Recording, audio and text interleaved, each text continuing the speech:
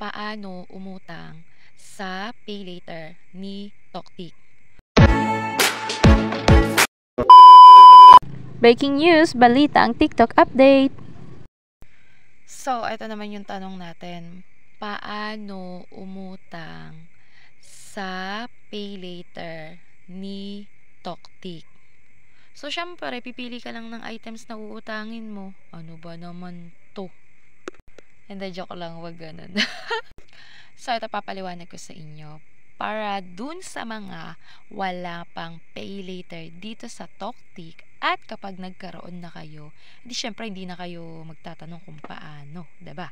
So, ganito lang mga kami. Madali lang. So, ngayon, ito, kunwari, nakapili ako na tong items na to. Ayan, mga ka-idol, 'di ba? Ayan. Tapos ngayon, syempre, pipindutin mo yung buy, kaya nga bibili ka eh. Well, add to cart, buy nga eh. Ayan, pipindutin natin ng buy.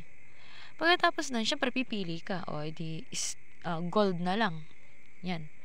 O, di gold. So, ngayon mga kami, may mga, edi syempre nakapunta ka na sa buy. O, pindutin mo lang yung dito ka lang sa payment method. Ayan, nakalagay. O, diba? 1 month, 2 month, and 3 months. So, may mga items na po, lang, hanggang 3 months lang. And then, meron naman siyang 6 months, meron naman siyang 9 months, at saka yung 12 months.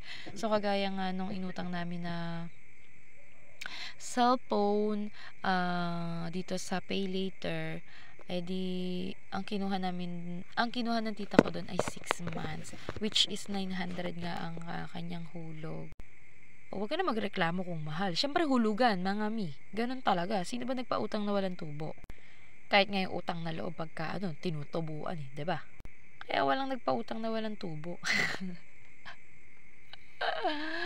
So ayun nga, may tubo 'yun mga kami. Kung nahihinayang ka sa tubo, edi kung ayaw mong mangungutang, edi alam mo na kung anong gagawin mo.